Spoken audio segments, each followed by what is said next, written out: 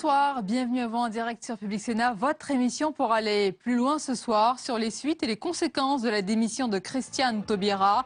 Et maintenant, il y a une clarification de la ligne politique, mais à quel prix pour le gouvernement et pour François Hollande? Le débat avec le socialiste Jean-Pierre Sueur, Hervé Mariton des Républicains et les éditorialistes Philippe Gouliot du Figaro et Laurent Geoffrin, directeur de Libération. Le documentaire Choc salafiste arrive en salle, marqué par une vive polémique et une interdiction aux moins de 18 ans. Et cela pose la question des moyens dont nous disposons pour combattre l'idéologie des terroristes de Daesh. C'est une guerre qui doit se mener dans les esprits, mais avec quelles armes? On en parle avec nos invités ce soir. Enfin, l'entretien, c'est une adepte du franc-parler. Malika Sorel-Sutter refuse tout accommodement au nom du vivre ensemble. Au contraire, elle appelle au sursaut de tous, et en particulier des élites, pour éviter, dit-elle, la décomposition française. C'est d'ailleurs le titre de son dernier livre. Elle est mon invitée tout à l'heure. Voilà pour le programme, merci de votre fidélité. N'hésitez pas à réagir via notre hashtag OVPL. Et tout de suite, les repères de l'actualité, c'est avec Paul Bouffard.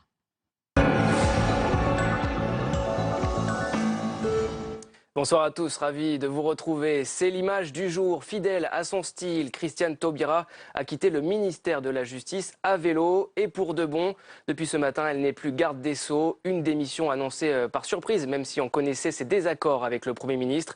Avant la passation de pouvoir avec son successeur, Christiane Taubira a précisé les raisons de son départ. On l'écoute. Je quitte le gouvernement sur un désaccord politique majeur.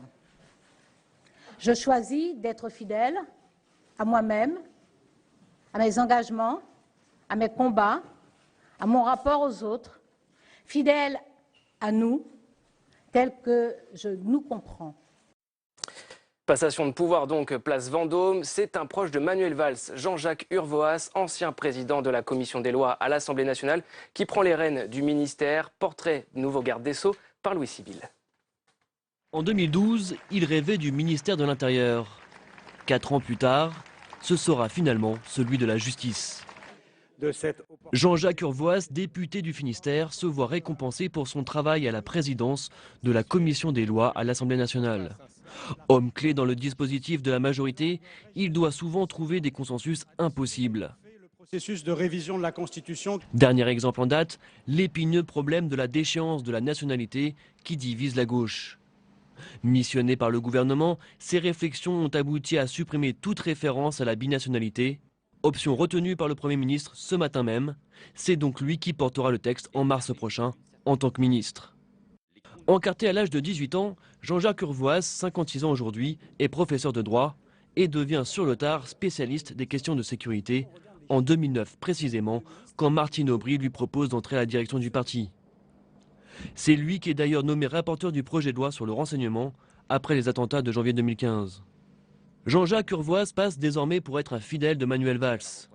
Avec son arrivée, le gouvernement se resserre autour du Premier ministre. La démission de Christiane Taubira intervient au moment où le Premier ministre a rendu public le texte sur la déchéance de la nationalité. Il n'y aura pas de référence aux binationaux. Manuel Valls tente le compromis sur la question. Les détails avec Quentin Calmet. Chaque mot a été pesé pendant de longues semaines et finalement pas de référence à la binationalité dans l'article 2, contrairement à la première ébauche du texte voté en Conseil des ministres en décembre.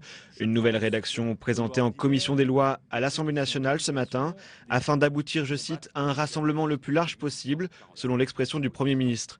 Cette modification de la Constitution vise donc à déchoir de sa nationalité et de ses droits les personnes condamnées d'atteinte grave à la vie de la nation.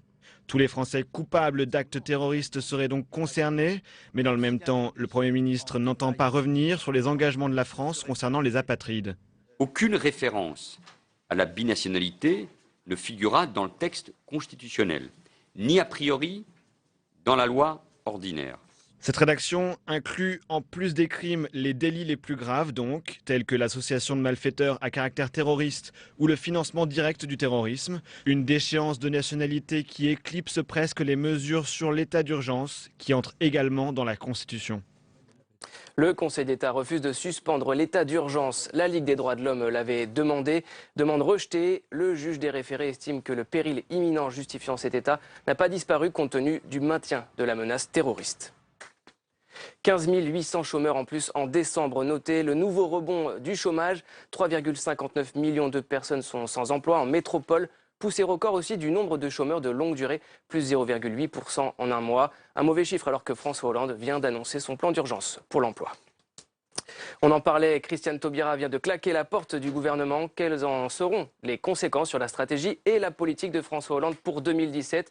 On en parle, Sonia, avec vos invités.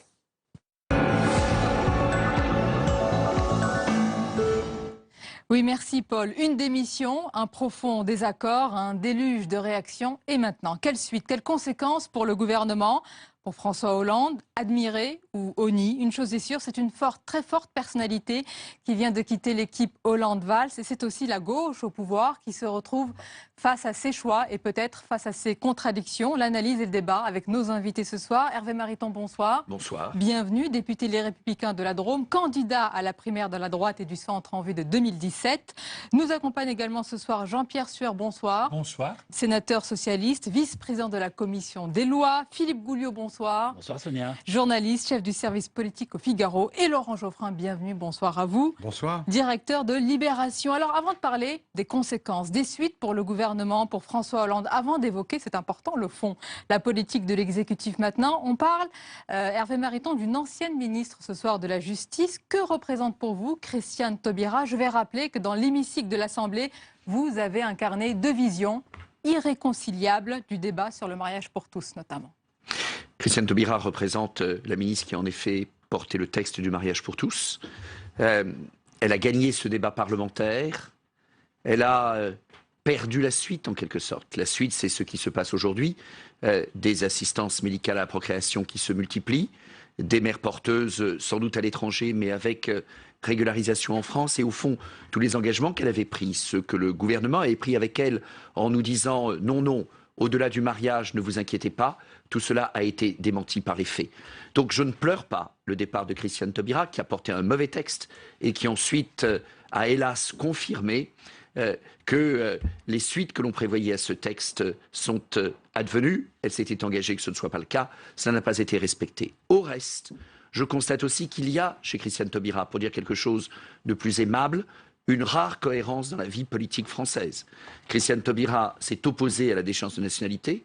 Elle avait des raisons de le faire. Je m'y oppose aussi pour d'autres raisons, mais je m'y oppose. Elle a au moins la cohérence de dire qu'au moment où ce texte arrive devant le Parlement, elle s'en va. Il y a dans la vie politique française tant d'hommes et de femmes politiques qui professent une chose, font le contraire, changent d'avis éventuellement le surlendemain, que cette cohérence de Christiane Taubira ne sauve pas un bilan détestable de politique judiciaire et de politique pénale, ne sauve pas les méfaits du mariage pour tous et de ses conséquences, mais honore aujourd'hui une femme cohérente dans ses erreurs souvent, mais une forme de cohérence si rare. Jean-Pierre Sueur, même question. Que représente-t-elle ce soir ? Et il faut aussi raison garder, ne pas minimiser le poids politique, l'image forte de Christiane Taubira, mais ne pas non plus l'exagérer pour en faire tout de suite un adversaire politique déclaré de François Hollande. Pour vous, quelle est-elle aujourd'hui ? Christiane Taubira, c'est une femme debout. Une femme qui a été insultée, humiliée, qui a été l'objet de propos racistes et qui a toujours été debout, qui a tenu, qui s'est battue, qui a des convictions dans le cœur. Et c'est pourquoi, que l'on soit d'accord ou pas d'accord, elle a profondément marqué. Alors, la loi, le mariage pour tous, elle est maintenant passée dans les mœurs, elle est adoptée. Même Nicolas Sarkozy dit qu'il ne reviendra pas là-dessus, on ne reviendra pas. C'est une étape historique. Pour ce qui est de la justice, Christiane Taubira a porté deux grandes lois. La loi sur la prévention de la récidive, la loi sur la justice du XXIe siècle. On va en parler. Pas achevé du tout. Ce n'est pas achevé. Ce n'est pas achevé. Il y a eu une ritournelle auprès d'elle. Et il faut s'interroger d'ailleurs. Chaque fois qu'elle ouvrait la bouche, à l'Assemblée, au Sénat, de ce côté de l'hémicycle, le vôtre, Monsieur Mariton, laxiste, laxiste, laxiste. mais comme une sorte de discours Et pourquoi? préfabriqué. On va poser la Pourquoi? question, en Pourquoi? toute honnêteté Or, d'ailleurs, oui. On y reviendra. Et je poursuis Mais mon tour de table. les oui. chiffres, les actes montrent qu'elle n'a pas du tout été laxiste. Et on y reviendra. Même question, Laurent Geoffrin. Et je crois que demain, à la une de Libération, c'est l'échappée. Absolument. Non, on rend hommage à cette femme qui a beaucoup de talent. C'est une très bonne oratrice, elle a beaucoup de culture et elle a un caractère qui lui a permis de tenir le choc des attaques qui ont été portées contre elle, dont vous admettrez vous-même qu'elle n'était pas toujours extrêmement digne. Hein, je ne parle pas de vous personnellement, voilà, mais Hervé Mariton ne l'a jamais attaqué personnellement parce qu'on a revu les je parle pas de vous. voilà. Mais de ce côté-là, et plus à droite, il y a eu quand même des choses absolument honteuses. Donc il fallait, c'est difficile, hein, c'est dur d'être attaqué comme ça sur le physique, sur son origine, sur sa race, etc. C'est une chose très très pénible et elle a tenu le choc. Et par ailleurs, effectivement, elle est devenue la tête de turc d'une partie de la droite. Vous dites que la loi sur le mariage pour tous n'a pas bien marché. Mais c'est pas vrai, elle marche très bien. Pour ce qui est de la suite, c'est autre chose, mais il n'y a aucune modification législative pour ce qui est de la suite. Il ne s'est rien passé. Permet la suite. Et la Oui, suite les mœurs évoluent. Et d'ailleurs... J'avais compris qu'il y avait beaucoup de gens à droite comme à gauche qui ne voulaient pas que... oui, mais c'est un autre débat. S'agissant de la loi qu'elle a fait voter, cette loi marche très bien. Et la preuve en est, d'ailleurs, vous l'avez dit vous-même, la droite ne la remettra pas en question. Enfin, il n'y a pas un nombre de mariages. Vous verrez, la seule référence à Nicolas Sarkozy. On va pas ouvrir le débat sur le mariage. Il n'y a pas que lui. Il n'y a pas que lui. À mon avis, les autres leaders n'y toucheront pas non plus. De toute façon, vous ne pourrez pas démarier ceux qui sont mariés. Et ce soir, l'ancienne ministre, à part votre titre, l'échappée belle, que représente-t-elle? Quel poids politique, Christiane Taubira, ce soir? Dans ce gouvernement qui a choisi une stratégie plus centriste, moins à gauche que ce qu'on pouvait supposer pendant la campagne de François Hollande, elle équilibrait, symboliquement en tout cas, et parfois par ses propos et par ses propositions, le centre de gravité du gouvernement. Là, il est modifié, il est un peu déséquilibré, et maintenant il y a une difficulté que je vois qui va venir assez vite, c'est-à-dire qu'il y a beaucoup de gens de gauche qui sont attachés aux valeurs de la gauche qui vont se sentir moins bien représentés. Ça sera une difficulté pour Manuel Valls qui joue une stratégie de conquête vers le centre. On va en parler tout de suite, Philippe Gouliot. Cette réalité des deux gauches maintenant, celle qui est au pouvoir et celle qui ne l'est plus, Christiane Taubira, mais on peut citer Arnaud Montebourg, on peut citer Benoît Hamon, Martine Aubry, ce n'est pas une construction journalistique, c'est une réalité politique aujourd'hui. Et quelles seraient les conséquences pour François Hollande avec une Christiane Taubira à l'extérieur? Eh bien justement, c'est ce qu'il a longtemps voulu éviter, hein, puisqu'il l'a gardé au sein du gouvernement, alors que malgré tout, elle s'est souvent abstenue de respecter la solidarité gouvernementale. Effectivement, c'est une femme qui a une très forte personnalité, on l'a dit, on est tous d'accord pour le dire. C'est une femme qui a un parcours, qui a une cohérence, qui a une cohésion, voilà. Qui effectivement représente quelque chose. On dit que c'est une icône de la gauche. C'est assez vrai. Maintenant, que veut-elle et que peut-elle faire? Parce que j'ai envie de dire aussi combien de divisions. Elle est quand même assez isolée malgré tout. Elle n'est pas dans un parti, que je sache. Elle a longtemps été au Parti radical de gauche, elle n'y est plus. Que peut-elle faire? Elle n'a pas de mandat, c'est difficile d'exister. Alors évidemment, il y a cette primaire de la gauche dont Libération a parlé et qui a beaucoup fait jaser. Peut-elle se présenter? Eh bien, ça va être effectivement ce qu'on va suivre avec beaucoup d'intérêt. Beaucoup de gens disent d'ailleurs qu'elle y pense depuis son échec de 2002 et qu'en 2007, elle voulait être candidate contre une autre femme debout, Ségolène Royal. Oui, elle n'a pas le monopole de la femme debout. Elle n'a pas le monopole de la femme debout. Hervé Mariton, j'ai noté tout à l'heure, vous avez parlé de cohérence, mais vous avez dit cohérence pour Christiane Taubira. Est-ce que vous dites également cohérence aujourd'hui? Eh bien, pour le gouvernement, ce couple exécutif Hollande-Valls, ça y est, la ligne est claire. Certains disent qu'il n'y a que des valsistes ou des Hollandais, mais enfin, s'il y avait d'autres personnalités, on aurait dit, ah, mais il y a, ce gouvernement va dans tous les sens. Est-ce que vous dites là, c'est clair, on connaît la ligne, le cap? Non, la ligne n'est pas claire. Regardez les débats du début de la semaine sur l'évolution du droit du travail. Vous voyez bien un Premier ministre, un ministre du droit du travail qui disent des choses très significativement différentes de ce que le ministre de l'économie a exprimé. On pourrait prendre d'autres exemples. Donc le cap, en tout cas sur les enjeux économiques, n'est pas clair. Il ne l'est pas davantage sur les enjeux environnementaux, ce que dit Ségolène Royal, très rapidement contredisant le Premier ministre ou elle-même contredite par le Premier ministre, parfois sur des dossiers très concrets, où les gens sur le terrain, les préfets, les représentants de l'État doivent s'arracher les cheveux. La lutte contre le terrorisme, est-ce que vous dites qu'il y a une cohérence et une clarté ce soir? Mais attendez, Jean-Jacques Urvoas, il y a quelques jours à peine, s'est exprimé mettant en cause la poursuite de l'état d'urgence. Donc je pose une première question de cohérence au nouveau garde des Sceaux. Déjà. Jean-Jacques Urvoas, il y a quelques jours, souligne combien les renseignements qui lui arrivent font apparaître que prolonger l'état d'urgence ne serait pas justifié. Je ne me prononce pas, je n'ai pas ces éléments d'information. Et je constate aujourd'hui que Jean-Jacques Urvoas va être solidaire d'un gouvernement qui va faire le contraire de ce qu'il disait il y a quelques jours. J'ajoute en termes de cohérence que les finauderies et le jésuitisme, en quelque sorte, qu'il y a dans le texte qui a été présenté ce matin en commission des lois, qui consiste à ne pas parler de binationaux, mais ensuite de s'assurer que les conventions signées, non ratifiées, mais signées par la France, et que le Premier ministre s'engage à respecter, que tout cela fera qu'en réalité, le dispositif proposé ne s'appliquera en effet qu'aux binationaux. Au bout du bout d'ailleurs, comme beaucoup le disent, presque tout le monde, un dispositif qui ne sert à rien. C'est d'ailleurs pour ça que je ne le voterai pas. Jean-Pierre Sueur, vous entendez? Déjà, ce soir, Hervé Mariton pointe déjà une différence entre Manuel Valls, le Premier ministre, et l'un de ses plus proches, Jean-Jacques Urvoas, sur un sujet important, l'état d'urgence. Écoutez, je connais bien Jean-Jacques Urvoas, je voudrais lui souhaiter bonne chance. Lui souhaiter plein succès. Et là, il est là depuis quelques heures. On lui souhaite tous pour le bien de la France. Mais voilà. Est-ce qu'il y a déjà des différences qui sont là? Non, mais écoutez, Jean-Jacques Urvoas aura l'intelligence de changer d'avis, de voir les choses plus largement. Ah, c'est joliment dit. Plus largement. Oui. Et que cette simple chose que vous avez rappelée. Mais je voulais revenir à Christiane Taubira. Voyez-vous, Christiane Taubira, elle a fait des choses que l'on ne sait pas. Par exemple, est-ce que quelqu'un sait combien de postes ont été créés dans le ministère de la Justice pendant que Christiane Taubira était ministre? 5100. Depuis 20 ans, aucun garde des Sceaux n'a créé autant de postes qu'elle.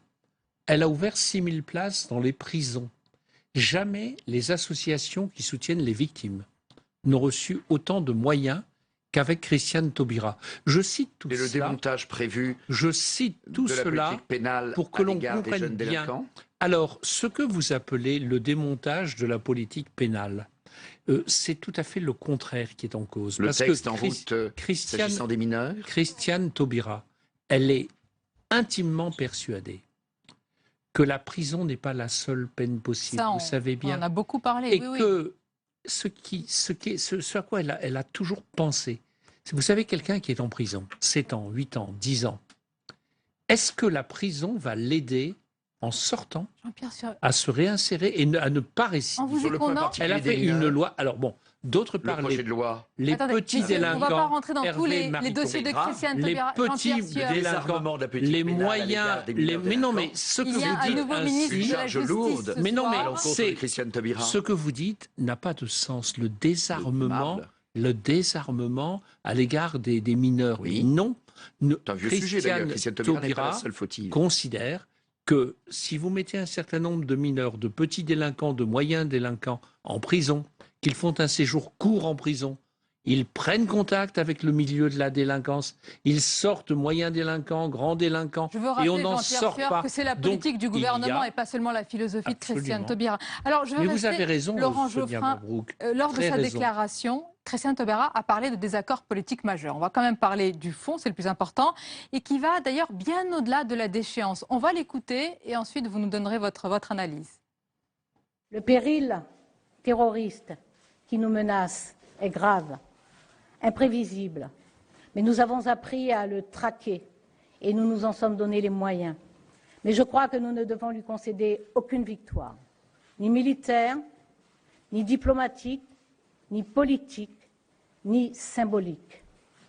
Et parce que ce pays regorge de force, d'énergie, de volonté, d'imagination, il peut entendre que son destin collectif repose sur des fondations solides et que parmi ces fondations, il y a la construction de son identité républicaine, de son identité civique, et que ces fondations sont assez robustes, elles sont assez profondes pour résister au temps, aux accidents et aux tragédies.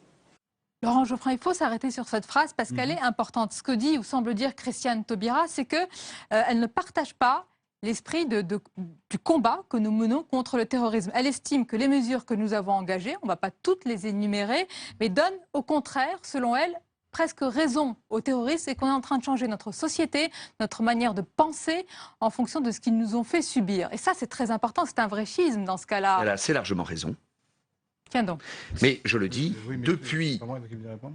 Pardon. Si, allez-y. Allez-y, Hervé Mariton, puis Laurent Geoffrin. Je vous prie de m'excuser, veuillez m'excuser.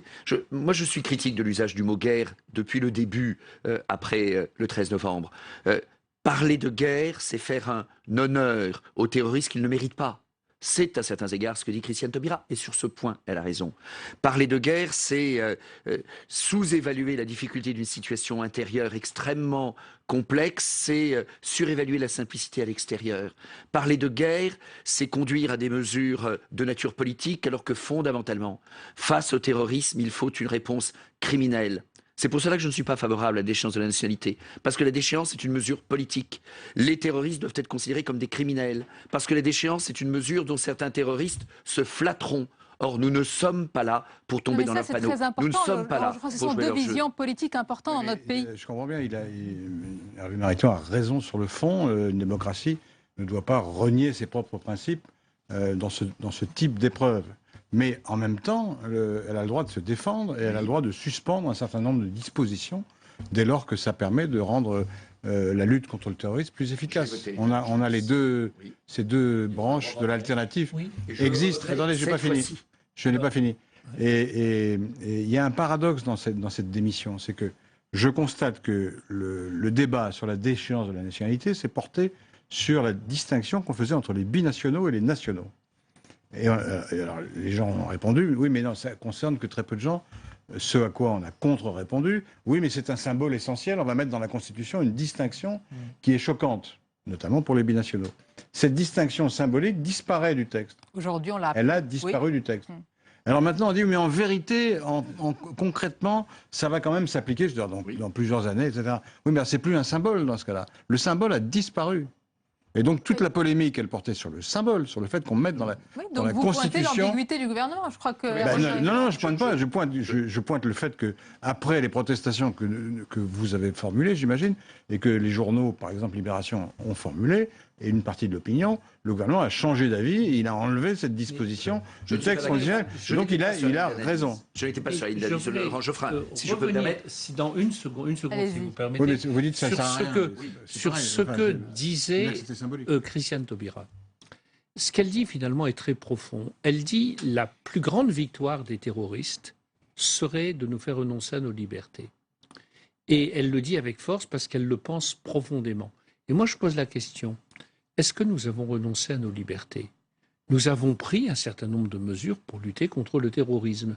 État d'urgence, toute une série de mesures par rapport au renseignement, à la police, gendarmerie, les militaires. On a eu raison. Est-ce que vous avez le sentiment qu'on a perdu avec la liberté? L'ex-ministre que vous connaissez bien. Non, mais c'est un sujet important, vous n'êtes pas d'accord avec elle sur ce point. Elle dit il ne faudrait surtout pas que les terroristes nous conduisent à renoncer à nos libertés. Elle a nommé ce désaccord profond. C'est ce désaccord-là qui est important, Philippe Gouliot. Elle a nommé le désaccord sur la déchéance de nationalité principalement. Mais là, c'est vrai, vous avez raison, elle a élargi et elle a mis en garde. Elle a dit, si on renonce à nos libertés, alors on offre sur un plateau la victoire aux terroristes. Mais je dis, est-ce qu'on a renoncé à nos libertés? Elle n'est pas la seule à poser cette question. Il y a les politiques, il y a aussi beaucoup de chercheurs, de spécialistes qui évoquent ces deux pistes. Comment vraiment lutter? Et peut-être qu'elle a raison de mettre en garde. Moi, personnellement, sur cette question, quand on me parle de déchéance de nationalité pour les binationaux nés français et condamnés pour actes de terrorisme, j'ai tendance à entendre plutôt actes de terrorisme que binationaux. Alors après, je comprends bien le débat philosophique, mais je crains qu'on n'en soit pas tout à fait là.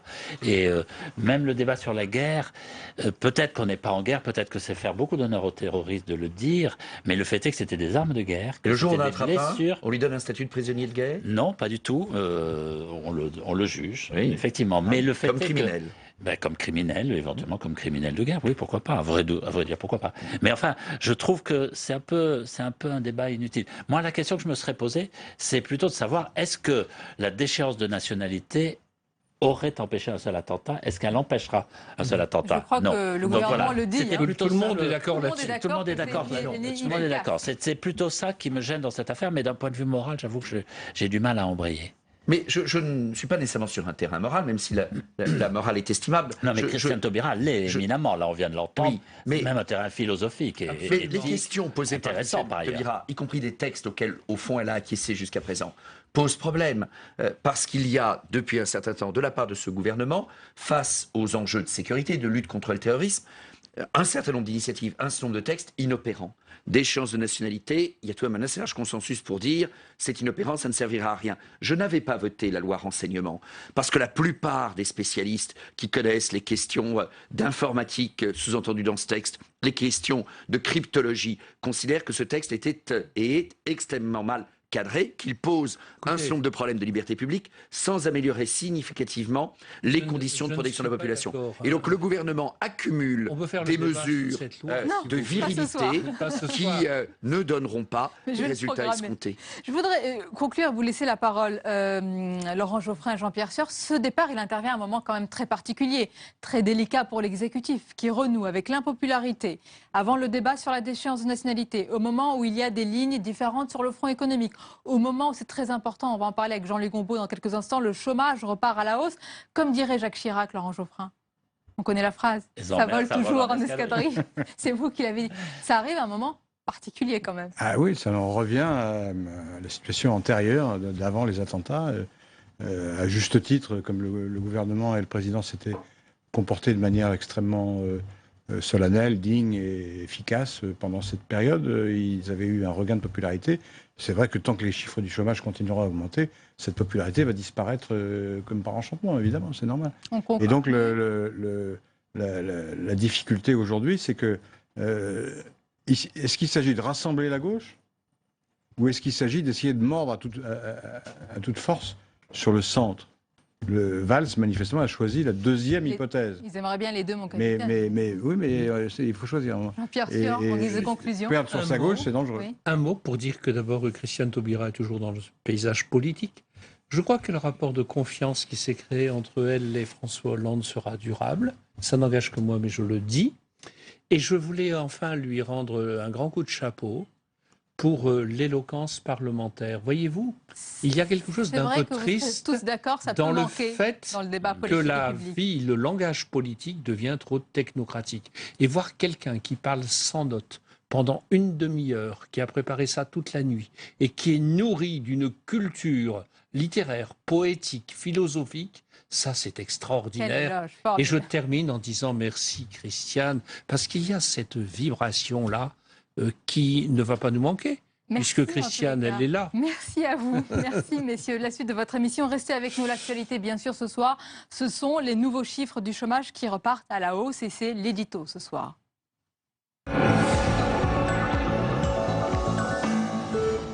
C'est une hausse conséquente, près de 15 000 demandeurs d'emploi en plus en décembre et sur toute l'année 2015, ce sont 86 200 chômeurs qui sont venus malheureusement grossir les rangs de Pôle emploi. On en parle avec notre chroniqueur économique, Jean-Louis Gombaud, bonsoir. Bonsoir Sonia. Alors Jean-Louis, derrière ces chiffres, c'est très important, il y a des familles. Derrière la fameuse courbe du chômage, il y a des situations difficiles et son inversion, vraiment, cette courbe, elle se fait attendre. Alors il n'y a pas d'inversion, il n'y a pas de redressement de la situation, il y a un ralentissement. Il y a quelques mois, on était sur un rythme de 1000 chômeurs de plus par jour. Là, on est sur un rythme, depuis un trimestre, de 500 chômeurs de plus par jour. Ce qui fait que pour 2015, la hausse du chômage est de l'ordre de 2 fois moins importante qu'elle n'a été en 2014. Donc c'est quand même un point donné à ce gouvernement. En tout cas, ça se passe pendant qu'il est là. On peut dire la chose comme ça. Deuxième point positif, c'est les moins 4% des chômages de jeunes sur l'année. C'est quand même pas mal du tout, même si en décembre, le chômage des jeunes a recommencé à augmenter. Par contre, il y a 2 points noirs majeurs qui se confirment de mois en mois derrière cette hausse constante du chômage. C'est le chômage des plus de 50 ans, le chômage de ceux qui sont au chômage depuis plus d'1 an. Ça augmente de 8 à 10% dans l'année, alors que le chômage moyen a augmenté de 2,6%. Donc là, c'est le vrai problème. Et c'est pour eux, qui a été décidé, cette histoire de 500 000 formations, ce qui quand même portera le nombre de chômeurs dits de catégorie D à 800 000, et ça sera quand même difficile de ne pas le voir.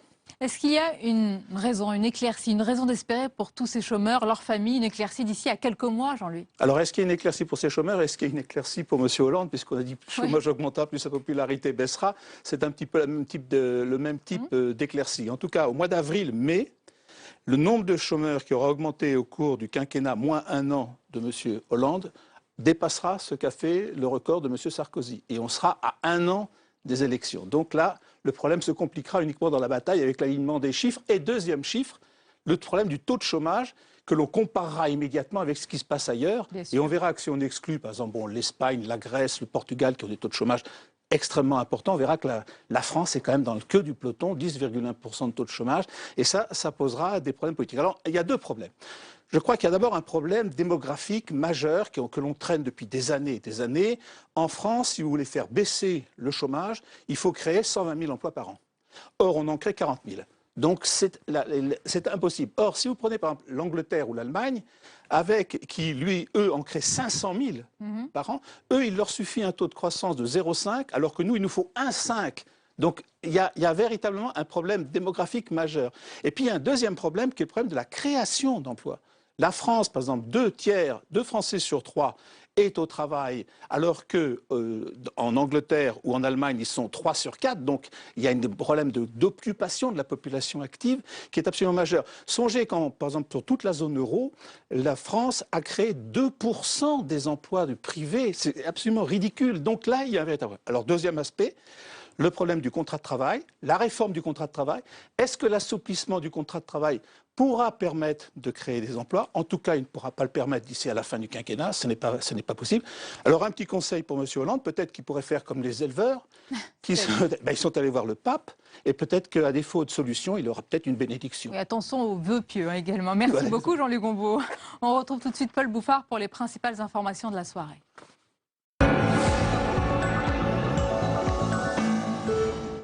Journée historique pour le droit des personnes en fin de vie. Plus de 10 ans après la loi Leonetti, les députés ont voté définitivement un nouveau texte avant les sénateurs dans la soirée.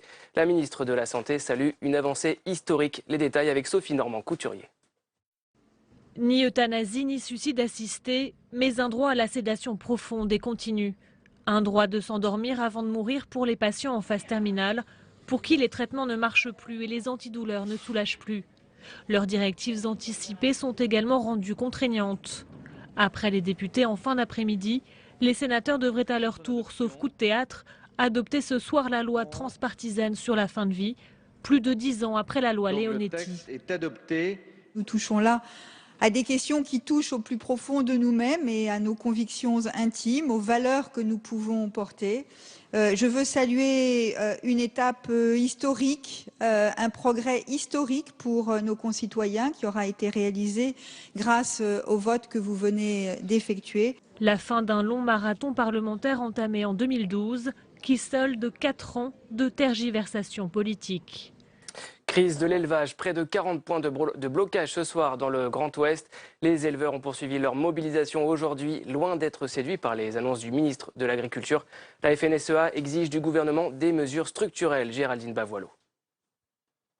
Le monde agricole ne décolère pas. Malgré la rallonge de 290 millions d'euros pour soutenir les éleveurs, les blocages continuent en Bretagne. C'est pourquoi nous avions mis en place, et que ce plan s'applique aujourd'hui, le plan de soutien à l'élevage. Vous évoquez plusieurs questions et vous dites à juste titre que les agriculteurs ne demandent pas des aides. Et en même temps, on est bien obligé d'apporter un soutien aux agriculteurs. Pour les éleveurs aussi, les aides ne sont pas suffisantes. Ils réclament des réformes structurelles pour les aider à traverser cette crise. Aucune filière n'y échappe. Canards, porcs, bovins et même les céréales. En cause, les prix, ils sont inférieurs aux coûts de production. La profession réclame un étiquetage pour valoriser la production française et la levée de l'embargo russe. Et je suis surtout en colère parce que structurellement, on ne voit rien bouger. La question de la revalorisation des prix, qui reste un sujet fondamental. Nous avons aujourd'hui des niveaux d'exigence dans ce pays en matière de qualité, en matière de normes, qui ne supportent plus d'être alignés sur un prix mondial, voire sur un prix européen. À un mois du salon de l'agriculture, le mouvement se durcit. Le premier syndicat agricole sera absent demain aux tables rondes. Notez qu'une autre mobilisation se poursuivra demain, celle des chauffeurs de taxi. Ils s'opposent, vous le savez, aux VTC, ces véhicules de transport avec chauffeur. Aujourd'hui, il était plus d'un millier mobilisés à Paris. Hassan Rouhani est en France. Le président iranien rencontrera demain François Hollande. Tout à l'heure, il était avec Gérard Larcher, le président du Sénat. Plus tôt, Hassan Rouhani a rencontré le ministre de l'économie, Emmanuel Macron, et des entrepreneurs au MEDEF. Un accord a été signé pour favoriser l'investissement français en Iran. On passe au second débat de ce soir et cette question, comment lutter contre la propagande du groupe terroriste Daesh? On en parle, Sonia, avec vos invités.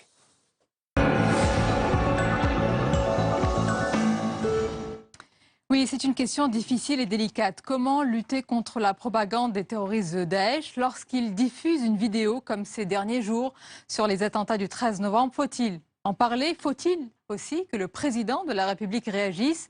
Par ailleurs, à l'occasion de la sortie du documentaire Choc intitulé Salafiste, jusqu'où faut-il aller pour montrer la réalité du terrorisme? La ministre de la Culture a décidé d'interdire ce documentaire aux moins de 18 ans. On en parle avec nos invités ce soir. François Bernard-Wick, bonsoir.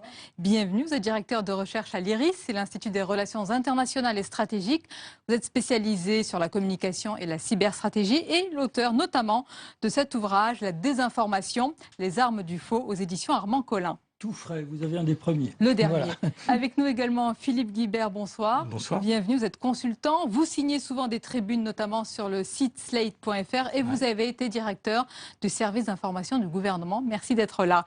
Antoine Wittkin nous accompagne, bonsoir. Bonsoir. Vous êtes journaliste, écrivain, réalisateur de documentaires et vous avez écrit Mein Kampf, histoire d'un livre, on va le voir, chez Flammarion, ainsi qu'en 2006, un ouvrage de politique fiction qui décrivait déjà l'émergence d'un califat terroriste et ses conséquences en France. Ça s'appelait La tentation de la défaite aux éditions La Martinière. Alors messieurs, avant de parler du documentaire ce soir Choc, ces derniers jours, Antoine Wittkin, on a entendu sur les différentes chaînes de télévision cette phrase: nous avons décidé de ne pas vous montrer les images. Il s'agit des images de la vidéo de revendication de Daesh, mettant en scène les terroristes du 13 novembre. Ne pas les montrer, oui, mais en parler. Est-ce que la question se pose selon vous? Faut-il, quand il y a ce genre de vidéo en ligne, que nous en fassions nous-mêmes des gros titres? C'est toute la question de l'intermédiation de l'information. Notre travail, je dis notre travail parce que je suis également journaliste, c'est justement de faire cette interface entre cette production, cette propagande qu'il faut que nous regardions, nous les journalistes, bien évidemment, parce que nous sommes face à un phénomène qui n'est pas seulement un phénomène terroriste, purement criminel, c'est également un phénomène politique. Daesh, c'est un mouvement politique qui fait de la politique par des moyens sanguinaires, évidemment, mais donc à ce titre, sa production, et sous la forme de vidéo, nous intéresse. Donc il faut effectivement en parler, c'est une information, cette vidéo est une information, on en parlera sans doute sur le fond, elle est intéressante. Est-ce qu'ensuite il faut favoriser l'accès des citoyens à cette vidéo? Je n'en sais rien, c'est très certainement pas notre responsabilité, il ne faut pas l'interdire. Moi, je pars du principe que cette vidéo-là et toutes les vidéos de Daesh, ce sont des messages, évidemment, de menaces, mais adressés à l'opinion publique française et à ses dirigeants, mais aussi à l'opinion publique française, et qu'à ce titre, l'opinion publique française peut décider, peut choisir de vouloir regarder ces menaces pour ne serait-ce que connaître ceux qui les menacent, leur rhétorique, et leur rhétorique dans cette vidéo... elle est parfaitement explicite, les menaces sont très claires et les raisons de ces menaces sont également très clairement exprimées. Vous avez dit adresser à l'opinion et adresser également, évidemment, Philippe Guibert, aux responsables. François Hollande a répondu à cette vidéo et surtout à la menace, bien sûr, proférée par les terroristes. Le président a d'ailleurs réagi depuis son déplacement en Inde et certains le lui ont reproché parce que répondre, quelque part, c'est reconnaître le message et la menace. Oui, il a répondu très rapidement, puisqu'il était en déplacement en Inde et avec le décalage horaire, il a été en capacité de répondre très rapidement à cette vidéo. Je pense qu'il a voulu redevenir le chef de guerre contre le terrorisme. Ça fait partie de sa volonté présidentielle. Et puis je crois qu'il avait un autre objectif plus politique qu'interne, qui était de légitimer la prolongation de l'état d'urgence, parce que dans son intervention, il mentionne, il explique pratiquement dans la même phrase que c'est parce que la menace terroriste existe, qui est accréditée par cette vidéo, qu'il prolonge l'état d'urgence et voire même peut-être qu'il va essayer de le constitutionnaliser. Donc il y avait un objectif par rapport aux Français d'être le chef de guerre du terrorisme et en même temps un message à la classe politique, aux parlementaires, peut-être à sa propre majorité politique. Oui. Mais François Bernard-Wick, vous entendez le débat, répondre à cette menace qui est réelle, qui est permanente, dire que nous ne céderons pas, est-ce que ce n'est pas une erreur, tout comme disent certains, de changer, d'adapter de nouvelles lois, d'avoir ce débat sur la déchéance de nationalité? Certains disent non, il ne faut pas le faire, d'autres disent au contraire. Il faut frontalement le faire. Je suis plutôt de la première école. Alors, premièrement, le discours, on a bien compris le sens de la communication de ce que disait François Hollande, qui était un petit peu contradictoire, d'ailleurs, parce qu'il dit cette vidéo représente une menace. Mais non, c'est une vidéo qui a été enregistrée par des morts, et c'est un testament qu'ils ont fait avant de mourir, donc la menace a disparu, si on le prend en ce sens-là. Bon, je ne suis pas partisan de... Oui, d'autres vont revenir. Mais s'appuyer sur cette vidéo-là, voilà. Ou alors, si on veut s'appuyer sur cette vidéo-là pour dire qu'il y a une menace, il faut dire quelle est cette menace. Et en ne parlant que avec le discours un petit peu matamor, nous sommes fermes sur nos valeurs, nous n'aurons pas peur, que disent tous les chefs d'État depuis le début du XXe siècle face à ce genre de menaces. On occulte ce qu'il y a dans cette vidéo que j'ai regardée. Alors il y a des choses absolument horribles. Hein.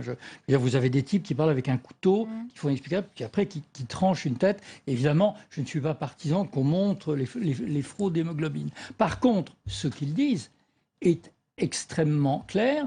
Ils s'adressent à Kerry et à Hollande, il leur dit « Nous sommes dans un rapport géopolitique, nous faisons de la rétorsion, nous vous punissons pour une agression que vous avez menée les premiers en bombardant les premiers la Syrie. » Et deuxièmement, ils adressent un message aux musulmans de France, leur disant « Vous avez un devoir individuel absolument obligatoire de faire le djihad et faire la hijra, c'est-à-dire d'aller venir vivre sur une terre où est appliquée la charia, une terre pure. Et si vous ne le faites pas, vous êtes, je ne sais plus quel terme qu'ils emploient, mais vous êtes des larves qui vivent des ascédiques. C'est à peu près le message qu'ils disent. Donc ils font honte aux musulmans de France qui ne font pas le djihad. Donc derrière la vidéo, derrière tout ce qu'il y a d'horrible et la mise en scène, il faut écouter, vous dites le message? Bien sûr. Je le mets vraiment, entre guillemets, politique. Il faut l'écouter, et pour une raison supplémentaire, parce qu'il y a un troisième point qui est qu'ils disent de manière assez explicite, nous continuerons à vous faire la guerre jusqu'à ce que, de facto, vous vous soumettiez. Notamment, il y a cette phrase en disant, tant que vous continuerez à couvrir nos femmes, à ne pas vouloir couvrir nos femmes, nous continuerons. Donc autrement dit, nous nous opposerons à vous par la guerre jusqu'à ce que, finalement, vous renonciez en particulier à vos valeurs de laïcité. Ce sont des vidéos de recrutement, si j'ose dire. Hein, Daesh et les autres groupes terroristes sont des groupes terroristes web 2.0. Ce sont des groupes terroristes qui existent grâce aux réseaux sociaux. Enfin, c'est le changement complet par rapport à Al-Qaïda, ce qu'explique Keppel dans son bouquin. Et donc, il faut quand même faire très attention par rapport à ces vidéos. Enfin, vous disiez, est-ce qu'il faut les montrer? Si c'est pour faire du spectacle à la télévision, moi, j'en suis pas partisan. On a besoin, en revanche, de les décrypter. Et on a besoin ensuite de les contrer. Alors, je vous ai posé cette question justement parce que tout le débat se pose autour du documentaire qui fait scandale, intitulé « Salafiste », un document choc, et le mot n'est vraiment pas galvaudé. D'abord, votre réaction, Antoine Wittkin, à la réaction du ministère de la Culture qui a décidé de l'interdire au moins de 18 ans. Qu'est-ce qu'il faut penser de cette mesure? Écoutez, je vais vous répondre d'autant plus simplement que j'ai vu ce documentaire cet après-midi et que je suis absolument stupéfait qu'il fasse scandale. D'une part, c'est plutôt un bon documentaire. On peut en débattre. Est-ce qu'il fallait... Qu'est-ce que vous entendez par bon? Parce que je l'ai vu également. Est-ce qu'il fallait une voix off, etc. Je n'en sais rien. Je trouve qu'il fonctionne comme ça. Mais par ailleurs, il est totalement irréprochable dans son propos. J'ai entendu des mots comme ambiguïté, apologie du terrorisme. Ça a été écrit. Je suis absolument stupéfait. C'est un documentaire absolument intéressant qui montre la vision du monde de ces gens, de ces salafistes, et qui d'ailleurs fait le lien, et ça c'est également une chose utile, entre le salafisme, le djihadisme et jusqu'au terrorisme de Daesh. Il démontre qu'il y a une continuité, et ça n'est pas sans intérêt aujourd'hui. Donc il démontre la vision du monde totalement close, mais leur vision du monde, et les raisons pour lesquelles ils le disent, ils nous font la guerre. Et il parvient à faire cela. Donc, à ce titre, c'est un beau documentaire. Et par ailleurs, sur la forme, je trouve qu'il est très efficace. On va en parler. Et sans ambiguïté. Alors, je n'en ai vu que des extraits qui circulent sur Internet. Et ce que j'en ai vu m'a paru effectivement impeccable pour une raison très simple. C'est que, d'une part, il faut savoir ce que veut l'adversaire. Si on dit que nous sommes en guerre, si on dit que nous sommes ennemis, quel est le but de l'ennemi, quelle est la condition de sa victoire. Donc il faut savoir ce qu'il dit. Et deuxièmement, il faut bien voir en effet ce lien entre salafisme et djihadisme, c'est-à-dire le fait que des gens expliquent avant, ça allait très mal au Mali parce qu'il y avait des boîtes de nuit, les gens buvaient de la bière. Et maintenant, nous sommes très heureux car nous appliquons la loi de Dieu. Sur ce point, ça c'est important. Vous dites, et c'est ce que ce documentaire montre, qu'il n'y a pas beaucoup de nuances entre les salafistes que certains, même ici en France, dans le débat, disent que en fait, ils sont dans la quiétude, ils sont dans la spiritualité, et les terroristes. On voit bien dans ce documentaire qu'il y a un lien direct entre les deux. C'est une certitude, mais bien sûr. Il se réfèrent, si vous voulez, au même texte, à la même interprétation du Coran notamment. Ils ont ensuite des traductions divergentes, en tout cas différenciées, non pas divergentes, mais c'est une certitude. Et le documentaire, encore une fois, le démontre clairement. Oui, mais alors, vous avez regardé, nous avons regardé. Philippe Guibert, entre nous, évidemment, comme d'autres, on connaît ce sujet, comme la plupart, évidemment, des citoyens, mais est-ce que certains, et c'est ça le risque qui est porté, ne peuvent pas être entraînés, peut-être pas endoctrinés, mais entraînés, parce que voilà, c'est peut-être plus simple de voir directement le documentaire que d'aller sur Internet chercher certaines vidéos. Est-ce qu'il y a ce risque-là ou est-ce que vous l'excluez totalement? Il existe quand même. Je ne peux pas l'exclure totalement. Je ne crois pas une seconde que ce documentaire va jouer un rôle dans la radicalisation de jeunes dans ce pays. C'est intéressant. Pourquoi ? Parce que justement, la communication de Daesh est fondée sur un certain imaginaire. Un imaginaire qui est vraiment dans les codes de la culture occidentale des jeunes, qui sont conçus par des jeunes partis là-bas et construits et diffusés comme tels. Donc je ne crois pas que ce documentaire, alors je ne l'ai pas vu, donc je reste prudent, parce que mais je vous fais confiance, je ne crois pas que ce documentaire soit du tout dans ces codes et dans cet esprit-là. Donc je ne crois pas qu'il ait un risque quelconque d'avoir un effet de radicalisation. En revanche, si je peux... disiez, il faut de la pédagogie. Voilà. Et là, vous nous dites... Voilà, attendez, on l'a vu, il n'y a pas d'explication. C'est sans filtre, c'est une réalité crue, dure, brute. Peut-être que c'est pour un public choisi, peut-être que c'est... mais je ne crois pas que c'est un effet de radicalisation. Moi, je crois que les Français sont assez intelligents pour comprendre ça, ou s'ils ne le sont pas, il faut supprimer le droit de vote. C'est vraiment une question d'intelligence, là. Je ne crois pas que c'est une question d'intelligence, mais il y a une réalité qui se donne de ce que veut l'adversaire. Par ailleurs, il y a un autre élément. Nous avons tendance à nous laisser fasciner sur les scènes d'horreur, et nous semblons souvent imaginer que c'est une sorte de schadenfreude, d'amour de l'horreur qui pousse les jeunes de nos banlieues, ou de pas nos banlieues d'ailleurs, aller là-bas couper des têtes. Ce n'est qu'un élément de tout ça. Il y a beaucoup d'autres. Il y a par exemple beaucoup d'images très douces, très positives sur la vie heureuse qu'on mène dans le pays de Cham, qui joue dans risque le d'endoctrinement encore plus important. Vous avez raison. Il n'y a pas que sur les filles, par exemple, ça marche très bien. Non, vous avez raison absolument. Mais effectivement, dans ces vidéos produites par l'État islamique, il y a justement ce romantisme révolutionnaire. Sur la forme, évidemment pas sur le fond. Or, dans le documentaire dont on parle, il n'y a strictement rien de romantique. La vérité est terriblement crue. Alors évidemment, si des gens trouvent formidable de jeter les homosexuels des toits, de couper la main des voleurs, de lapider les femmes adultères ou qui boivent de la bière, évidemment, ils seront confortés par ce documentaire. Oui, ceux-là sont déjà de l'autre côté. Mais voilà, ceux-là sont déjà acquis, et je suis absolument pas certain qu'ils aillent voir ce genre de documentaire. Donc, ils ne s'adressent pas au même public. Et s'ils veulent se radicaliser, ils s'auto-radicalisent, puisque ce phénomène existe, ils ont bien assez d'Internet et des vidéos produites par Daesh qui esthétise la violence. Est-ce que ça procède du même principe que la réédition de Mein Kampf? Parce que c'est un peu le... Vous donnez à voir, à lire, à juger de... Il y a des points de convergence. C'est ça? Absolument. Et le débat, finalement, se joue un tout petit peu différemment aujourd'hui sur Mein Kampf, dans la mesure où, finalement, les crimes ont eu lieu. Donc c'est un enjeu, si vous voulez.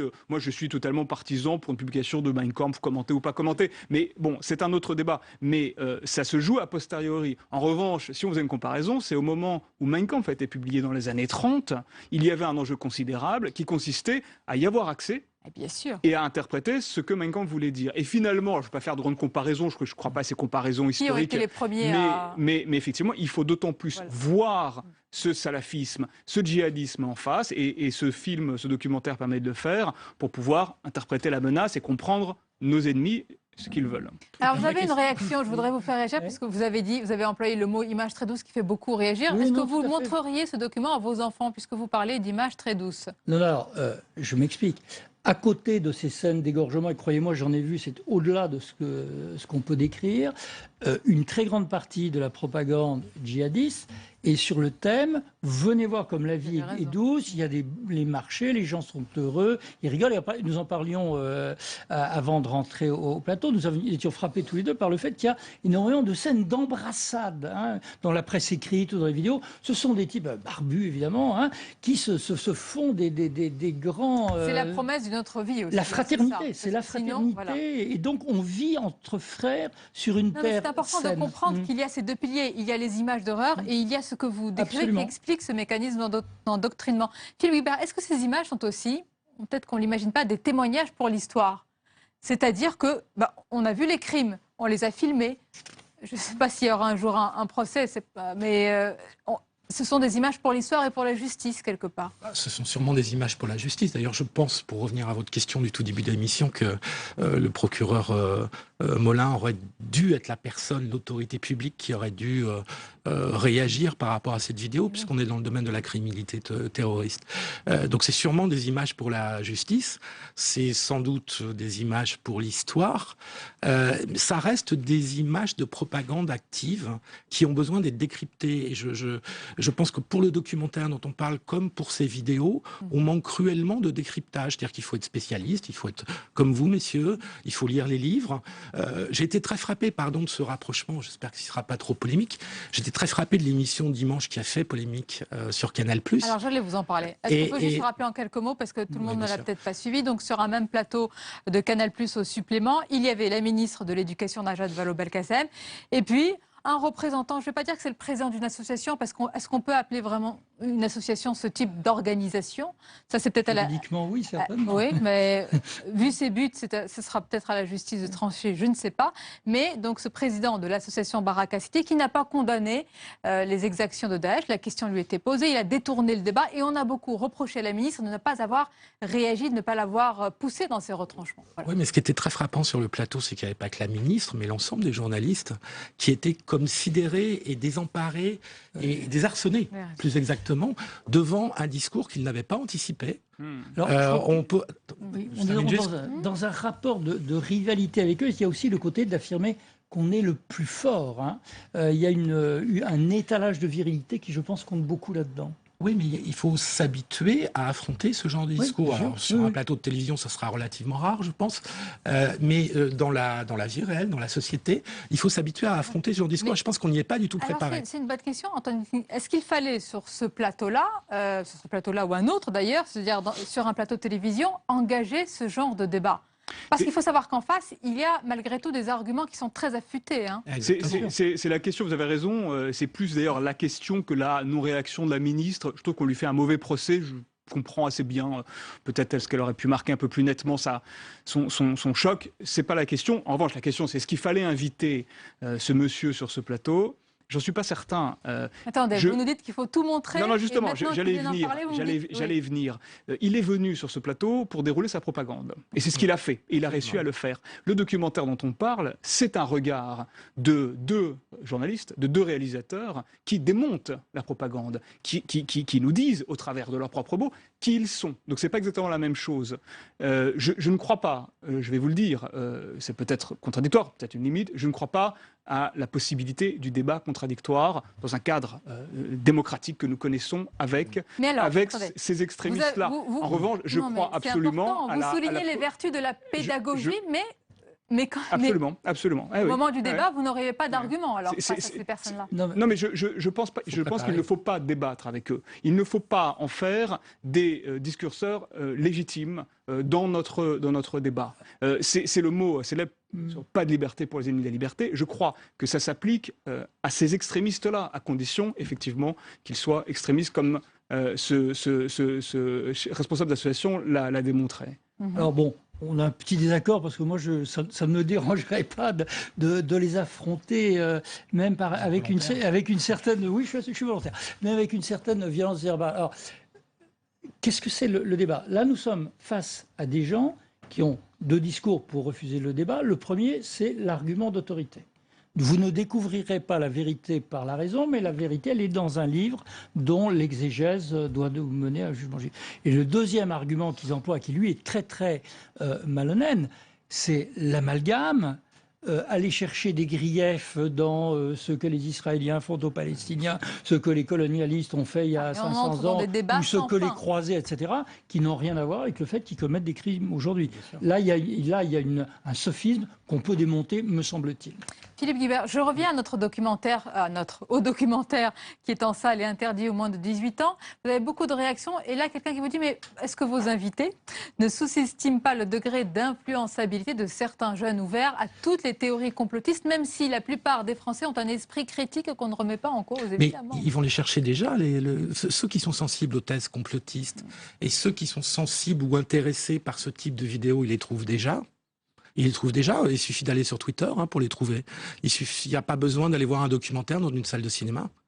Et puis ceux qui sont sensibles aux thèses complotistes passent leur temps à dire que les islamistes et les terroristes n'existent pas, puisque derrière eux, c'est la CIA, le Mossad, la DGSE qui on veut. La vision de ce film montre et démontre, et remonte s'il fallait encore le faire, que ces gens-là existent, qu'ils ont un discours. Moi, je retiens dans notre débat qu'il faut montrer les images brutes donc pour lutter contre ce terrorisme, mais quand il s'agit de l'affronter avec des arguments, ça sera plus compliqué. C'est ce que...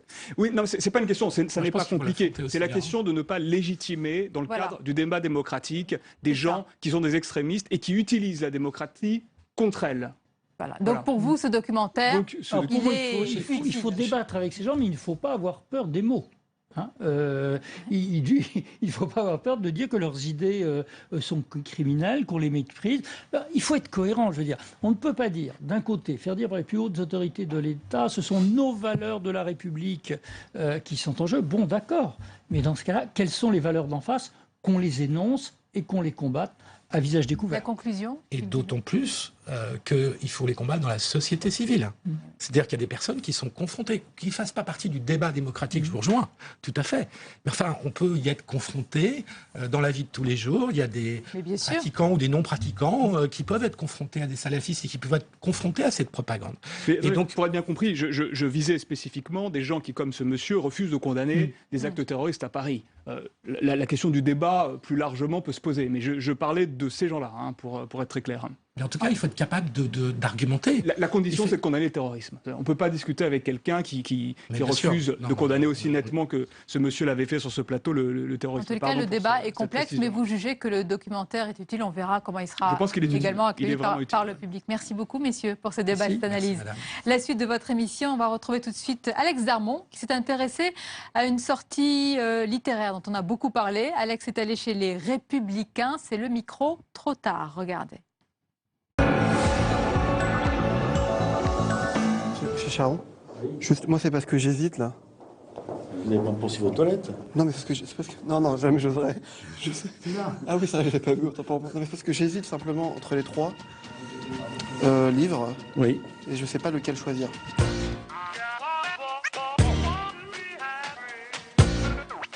Aujourd'hui, le micro trop tard a donc décidé de se mettre à la lecture. Plusieurs républicains ont sorti leur livre de campagne. Alors à quoi ça sert? Et quels sont les parlementaires qui ont lu ces livres?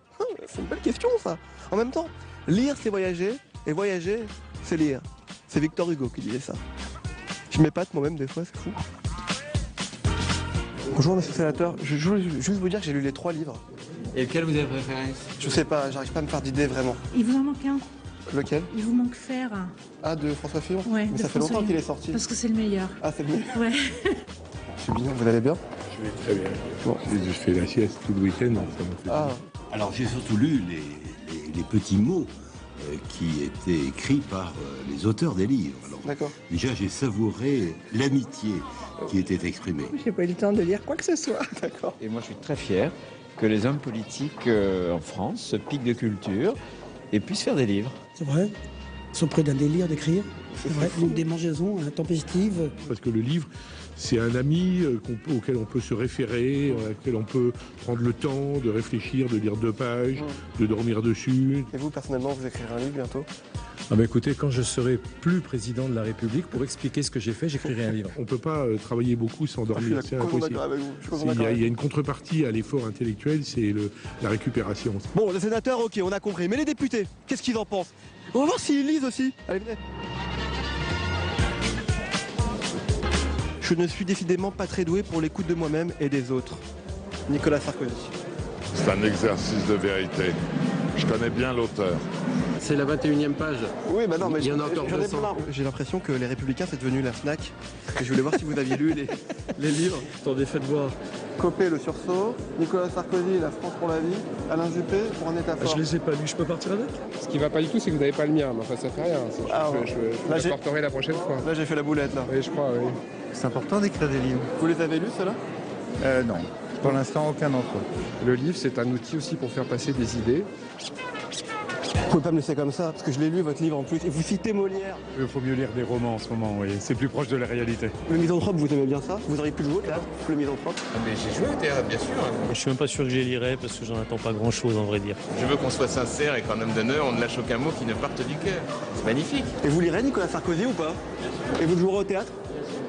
Il jouera Nicolas Sarkozy, quoi. Il reste plus qu'à trouver le théâtre. Il m'a dit qu'il préférait l'Élysée, lui. Ça va être dur. Voilà, merci Alex Darmon. On fait tout de suite un point sur l'actualité avec Paul Bouffard, bien sûr.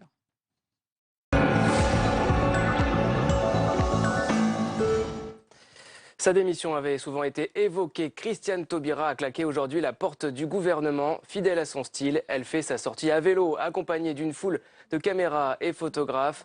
Christiane Taubira démissionne suite à un désaccord politique majeur, a-t-elle dit. Icône de la gauche, cible de la droite, portrait de l'ancienne ministre qui sera restée près de 4 ans, place Vendôme, Mounir Soussi. Le président de la République a nommé Madame Christiane Taubira, garde des Sceaux. Une nomination surprise au lendemain de la victoire de François Hollande. Christiane Taubira va marquer le quinquennat avec un texte, la loi sur le mariage pour tous, adoptée après des mois de débats parlementaires enflammés. Ce qui est extraordinaire, c'est qu'on mène des batailles, on sait qu'on a le cuir tanné, on sait qu'on résiste à des tas de choses. Et puis on est quand même submergé par l'émotion, donc ça rappelle simplement que ce que nous faisons là, la loi concerne des personnes. Cette victoire lui confère une aura particulière à gauche, elle devient une icône, mais pour les anti-mariages homosexuels, elle cristallise toutes les critiques. Des manifestations d'ampleur contre la loi auront lieu sur tout le territoire. Christiane Taubira devient une cible et les dérapages racistes se multiplient. Sur le plan politique, l'opposition l'accuse de laxisme. Sa réforme pénale supprime les peines planchées et installe des alternatives à la prison. Le tournant sécuritaire enclenché pour faire face au terrorisme l'isole au sein du gouvernement. Au lendemain des attentats de Charlie Hebdo, elle prenait déjà ses distances avec l'éventuelle application d'une peine d'indignité nationale. Ce serait effectivement un acte symbolique, mais les symboles portent leur charge. Ça n'est pas un symbole que moi j'aurais revendiqué. Cette proposition s'est transformée en débat sur la déchéance de nationalité. À l'approche de la réforme constitutionnelle, son départ est devenu inévitable. L'exécutif a besoin d'un garde des Sceaux qui soutient sans réserve la ligne fixée par le président de la République. De très nombreuses réactions ont suivi l'annonce de la démission de Christiane Taubira. Ce fut le cas au Sénat, sur tous les bancs de l'hémicycle. Écoutez.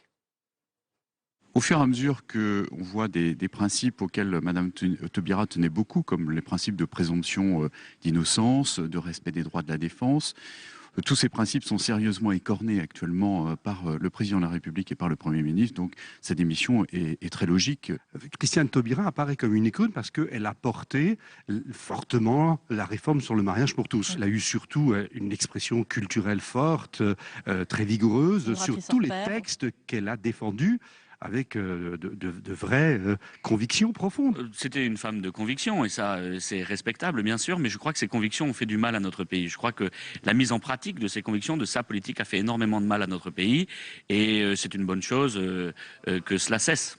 Je suis soulagée pour elle parce que c'est une personne que j'admire beaucoup pour son intelligence, sa culture, ses convictions, sa façon d'être. Elle est atypique et en même temps, elle a fait beaucoup de choses. C'était un symbole pour la gauche et la gauche a perdu ce qu'elle avait de gauche, ce qui lui restait de gauche.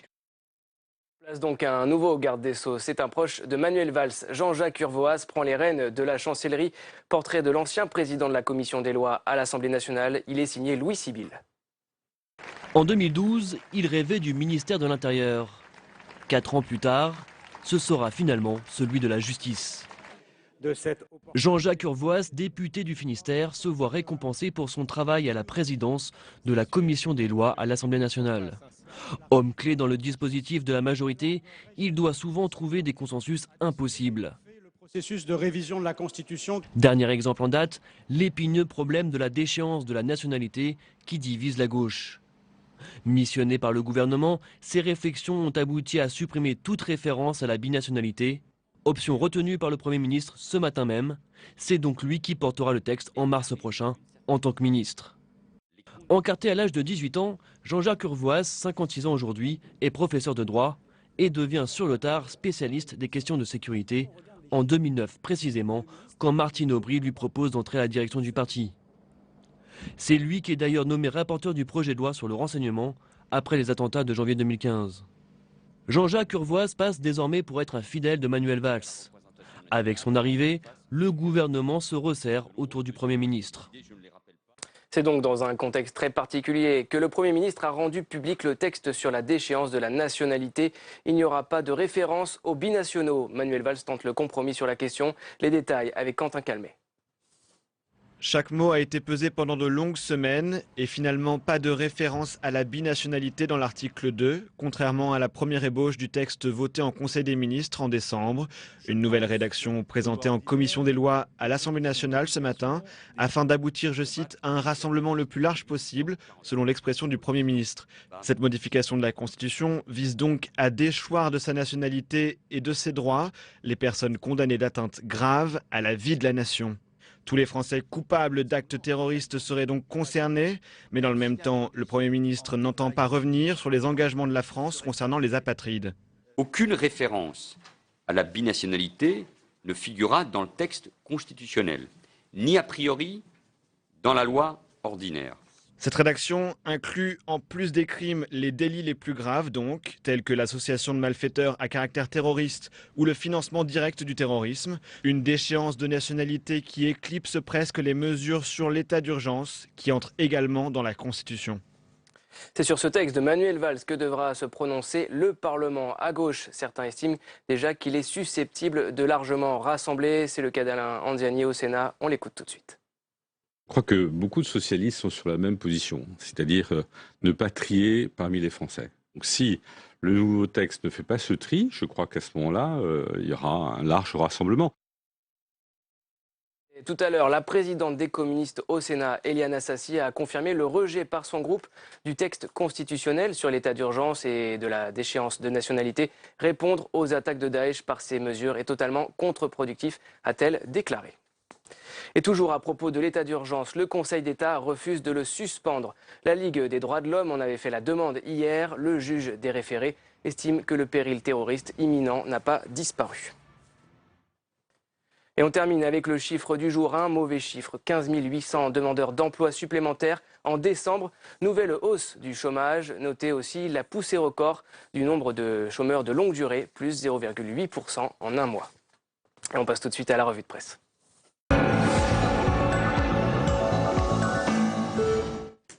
Et c'est l'heure de la revue de presse pour découvrir ensemble les unes de vos quotidiens et hebdo. On commence, Paul, par Libération demain. Oui, vous l'avez cité tout à l'heure, Sonia, à la une de Libération, ce dessin très symbolique de l'ancienne garde des Sceaux, à vélo de dos, protégé de son casque. Libé qui titre Taubira l'échappée. Encore Christiane Taubira à la une de La Croix qui place cette démission en une. Donc Taubira part, la déchéance reste. Un départ qui est l'aboutissement de la crise qui mine la majorité sur la question de la déchéance de nationalité, dit Le Quotidien. Et ce départ aggrave la fracture à gauche. C'est le Figaro qui le dit. En claquant la porte, Christiane Taubira obtient le soutien de ceux qui à gauche dénoncent la ligne politique de l'exécutif. Un départ lourd de menaces pour François Hollande, à lire demain dans Le Quotidien.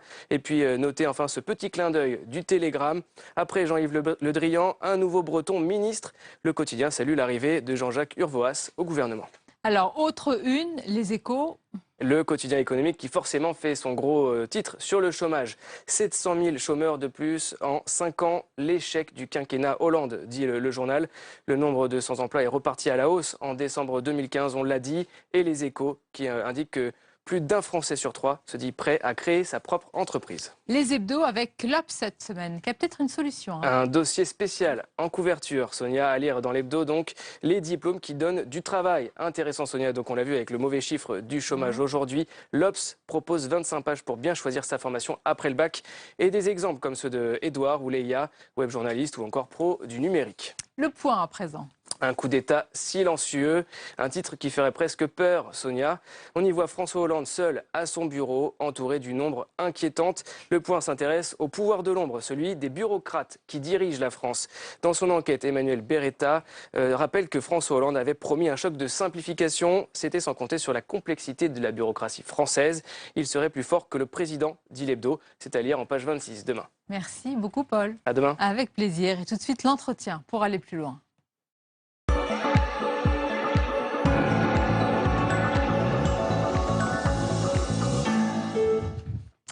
Mon invitée ce soir est essayiste. Elle a été membre du collège du Haut Conseil à l'intégration et de sa mission, laïcité. Elle a publié de très nombreux ouvrages dont le dernier en date s'intitule Décomposition française. Comment en est-on arrivé là chez Fayard? Malika Sorel-Sutter, bonsoir. Bonsoir. Et bienvenue à vous. Avant de parler des sujets qui vous intéressent directement, quel est votre avis, votre regard sur le débat que nous venons de tenir face à la propagande des terroristes? Bien sûr, il ne faut rien lâcher, rien cacher, mais y a-t-il un juste équilibre à trouver dans la manière d'en parler et même de montrer certaines images? Je suis pour ma part extrêmement attachée à la liberté d'expression. Je pense qu'aujourd'hui, nous avons davantage à perdre de museler cette liberté d'expression que de la laisser s'exprimer. Les Français ont davantage à gagner à ce que l'on montre les choses. Parce qu'en réalité, ceux qui se radicalisent, ceux qui emploient la violence ont déjà accès à un certain nombre d'informations.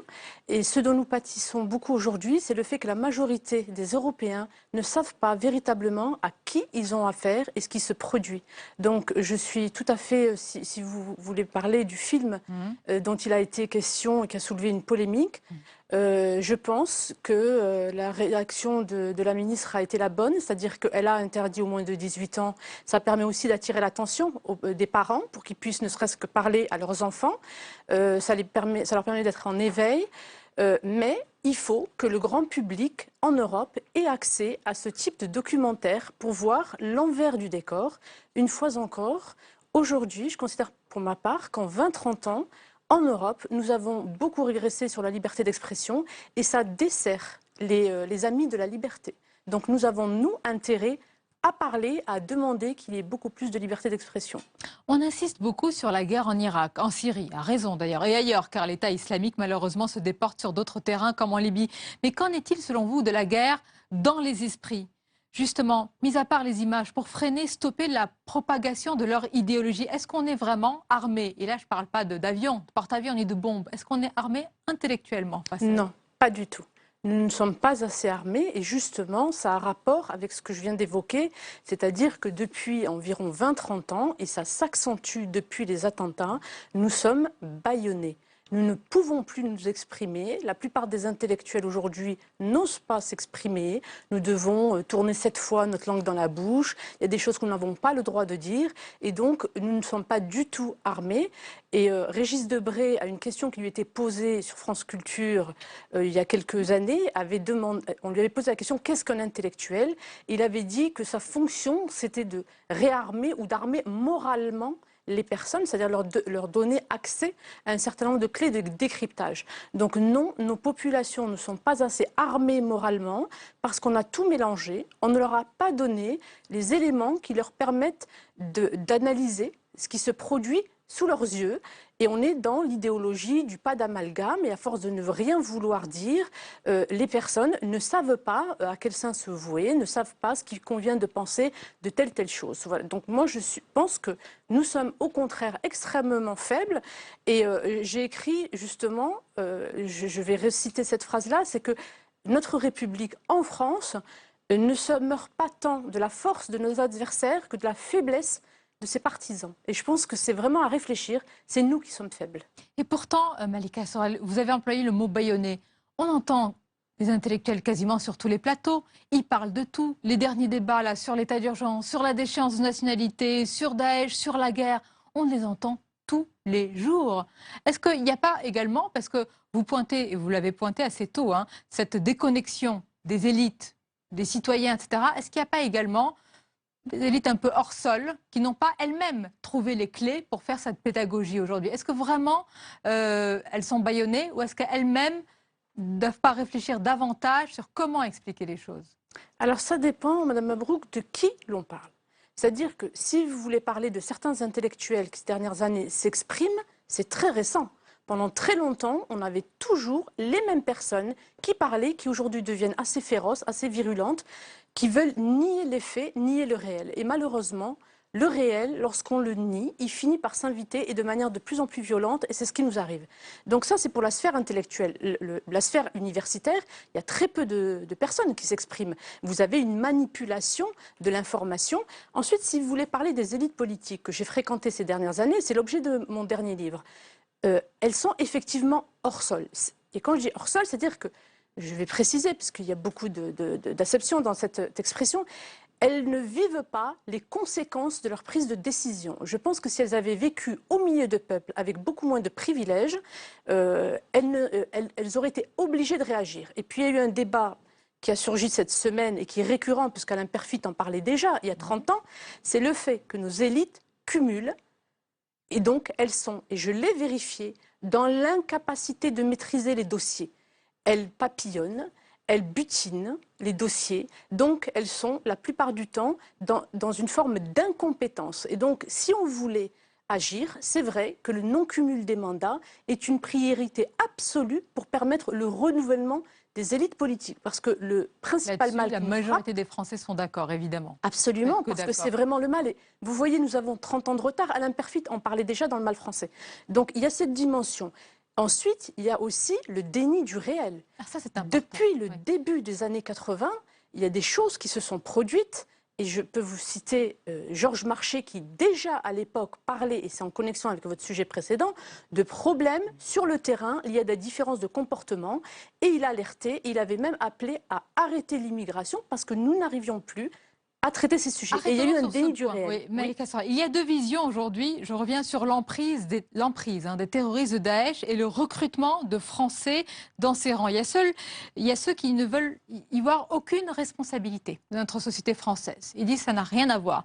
Et il y a ceux qui disent attention, il faut revoir notre politique d'intégration, d'immigration, revoir tous ces facteurs qui ont conduit Daesh à récolter presque ainsi les fruits de certaines de nos erreurs. Où est-ce que vous vous placez entre ces deux visions? Il y a du vrai dans tout ce que vous avez dit, les deux. C'est pour ça que pour résoudre des problèmes complexes, il fallait, et nous avons de nombreuses décennies de retard, ne pas être dans de l'idéologie pure. Et à chaque fois qu'un camp disait quelque chose, l'autre le rejetait. Parce qu'il y a de la vérité dans ce que vous venez d'énoncer des deux côtés. Il y a bien entendu de la responsabilité de la société française. Je vous parlais de Georges Marchais qui, en 1980, se faisait traiter de raciste par les socialistes. Et les documents sont encore là pour nous renseigner sur le fait que lui voulait voir la réalité. Et on l'accusait.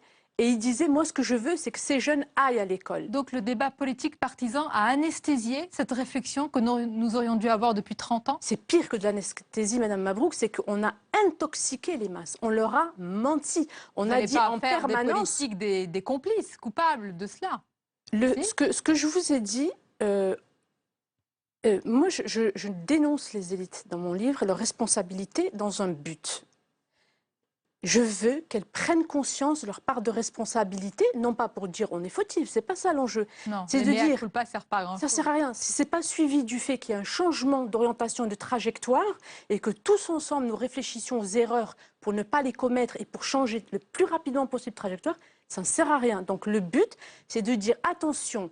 Là, on s'est trompé, il faut qu'on fasse autrement. Et par exemple, dans l'intoxication des masses, il y a le fait qu'on a dit en permanence que c'était la dimension socio-économique qui était la plus importante. Et donc, on a cessé d'alimenter une forme de ressentiment en disant à une population qui se comportait différemment de ce qui était attendu. Premièrement, on ne disait pas ce qui était attendu, on ne l'a jamais véritablement dit. Et deuxièmement, il y a une partie des élites, que ce soit universitaires ou politiques, qui leur disait « Vous voyez, vous êtes discriminés, c'est la faute des Français, ils sont racistes ». Et donc ça a développé un certain ressentiment qui a fait qu'aujourd'hui, effectivement, comme vous le dites très bien, certaines puissances maléfiques recueillent le fruit de tout ce ressentiment et cette haine qu'on a véritablement chaque jour arrosé avec des discours comme ceci. Donc il y a une part de responsabilité là. Donc la société, vous voyez, a sa responsabilité aussi. Vous ne pouvez pas semer du ressentiment en permanence sans en récolter les conséquences. Alors que l'État, aussi bien à gauche qu'à droite, a fait énormément. On aurait pu faire le choix de dire les milliards. Aujourd'hui, on en est à près ou même plus de 100 milliards dans les politiques de la ville. On aurait pu dire, voyez ce que nous faisons, c'est long, etc. Et il y a eu un autre mensonge qui est extrêmement important. C'est que, par exemple, sur le flux migratoire italien de 1870 à 1940, 2 sur 3 sont repartis. Seul un tiers des Italiens ont fait souche en France. Et ça, ce sont des travaux qui sont connus de 2 historiens. La conclusion, c'est qu'on ne pouvait pas imaginer qu'avec des populations qui venaient de cultures extrêmement éloignées que la culture des Européens, on puisse faire mieux. Et donc, on a menti quelque part. On a laissé entendre que les corps se déplaçaient et que les êtres humains n'avaient pas aussi Malika Soral, vous me faites penser quelque part une dimension intellectuelle. Vous m'avez dit tout à l'heure, ce débat, il a 30 ans. On aurait dû évidemment avoir cet électrochoc depuis bien longtemps, mais on peut même remonter à plus loin. Tocqueville, de la démocratie. Mais bien entendu. En Amérique, il y a cette érosion des liens avec la perte du sentiment d'appartenance à la collectivité nationale. Tout à fait.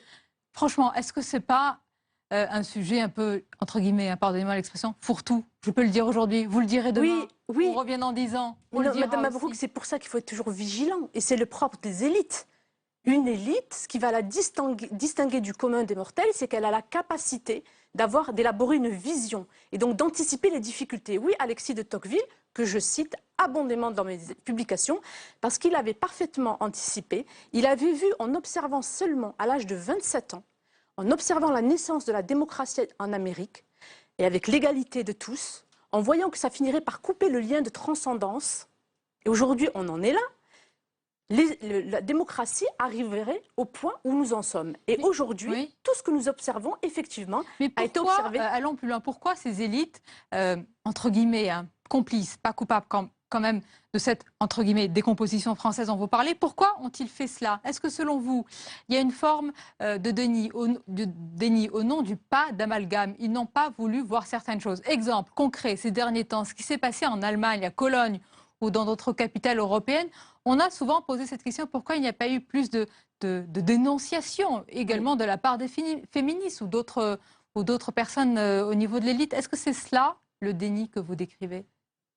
Elles sont prises au piège. De quoi?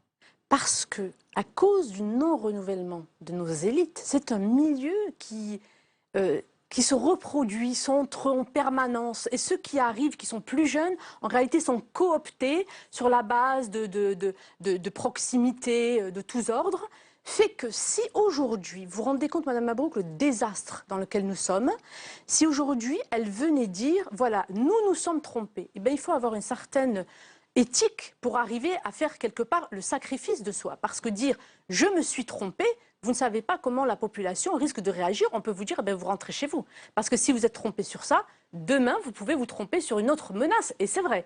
Donc, et c'est la difficulté. C'est pour ça qu'il faut absolument, au vu de la hauteur des défis, qu'elles acceptent. Parce qu'on peut aussi, quelque part, avoir une forme de pardon, mais simplement qu'elles arrêtent de nous entraîner dans le chaos. Par là. Il faut en passer par là, c'est extrêmement important. Donc, il y a une forme de complicité, mais ce n'est pas au sens habituel du terme. C'est-à-dire qu'elles sont prises au piège. Laisser-faire, voilà. Et puis, il y a une conviction aussi que ça finira par se résoudre. Moi, dans mon livre, je raconte, j'ai travaillé avec Dominique de Villepin. Et il me disait toujours, mais il ne faut pas s'inquiéter, ça finira par passer. C'est-à-dire, ils sont dans le quotidien. C'est la différence avec les élites qui peuvent se projeter loin en avant. Ils ne veulent pas imaginer que le pire peut arriver. Et pourtant, à la différence du commun des mortels, où on peut comprendre que c'est normal dans la vie quotidienne, on a envie de rigoler, d'être tranquille, ben, quand on élit des gens ou qu'on les désigne à très haut poste, il y a une responsabilité. Il y a une responsabilité, une vision à long engagée. terme. Il y a une question plus générale sur laquelle je voudrais conclure, Malika Soral, c'est la question de la laïcité, éternel débat. Je recevais avant-hier, juste à votre place, le sociologue Michel Maffezoli, qui défend, lui, l'idée que notre pays doit se réinventer. D'ailleurs, il fait le même constat que vous sur les élites, mais pas du tout sur à quoi on aboutit. Lui, il dit l'idéal républicain, c'est fini. On va avoir une mosaïque multiculturelle et c'est cet idéal-là vers lequel il faut tendre. Qu'est-ce que vous en pensez? Que le peuple français, dans sa majorité, est absolument contre. Donc vous ne pouvez pas imposer à un peuple ce dont il ne veut pas.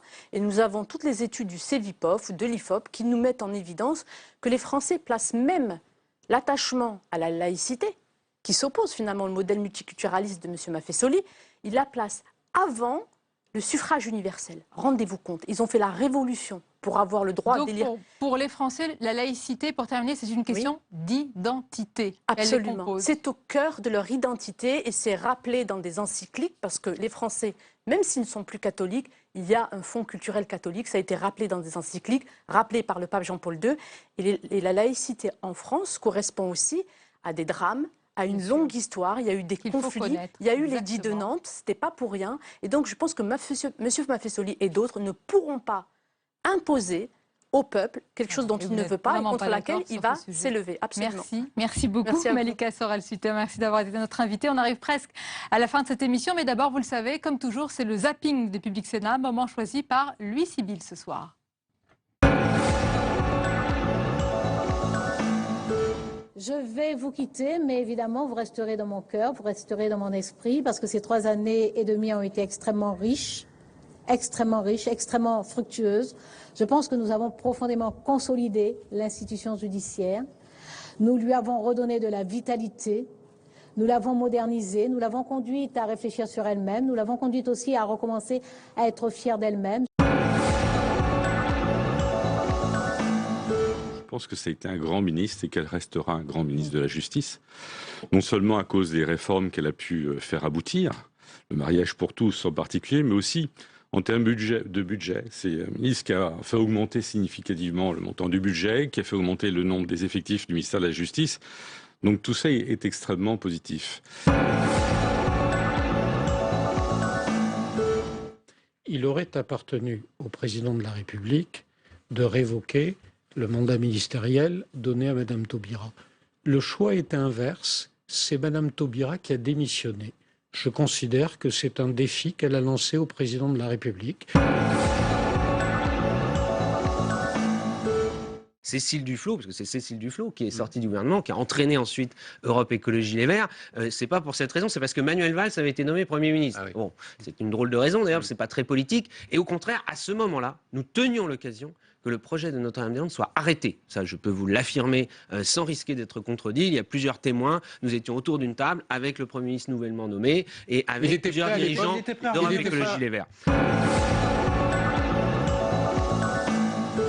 Moi, je crois que la déchéance de la nationalité va dans le bon sens. Le Front National la réclame depuis des années et des années, donc on ne peut que s'en féliciter. Maintenant, ça ne réglera pas l'intégralité du problème du terrorisme. Il faut s'attaquer et des radicalités religieuses et islamistes en particulier. Il faut s'attaquer évidemment à la question des frontières à laquelle on ne touche pas aujourd'hui. Il faut sortir de l'espace Schengen. Il faut rendre des moyens à la police et à la gendarmerie. Il faut fermer les 100 mosquées salafistes qui sont encore ouvertes aujourd'hui. Qu'attend le gouvernement pour bouger sur ces sujets? Voilà. Et il ne faudrait pas que ce soit que de la com et uniquement de la com. Mais à force d'être subtil et habile, on finit par se prendre les pieds dans le tapis. J'ai vu apparaître sur l'écran une phrase qui n'implique même plus que la déchéance de nationalité soit prononcée, y compris pour les binationaux.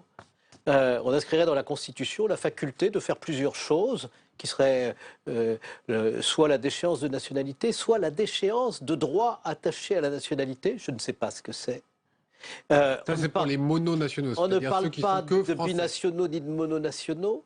Moi, je n'ai qu'une seule référence, c'est le discours du président de la République devant le Congrès au mois de novembre dernier. Je constate qu'on est en train de s'en éloigner considérablement.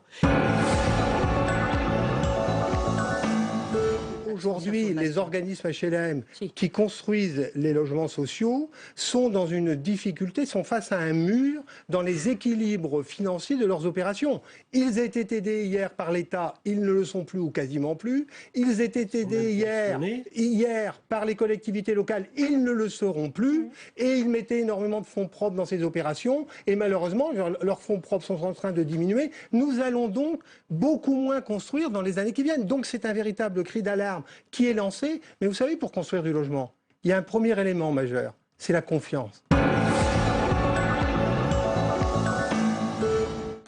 Et on arrive à la fin de cette émission. Merci de votre fidélité. Rendez-vous demain, 22h, 23h30, nos débats d'actualité. Un entretien exceptionnel avec, à l'Académie française avec Jean d'Ormesson. Et puis la diffusion d'un documentaire autour d'un nouvel immortel, Alain Finkielkraut, sous la coupole. À demain donc. Belle et douce fin de soirée en notre compagnie.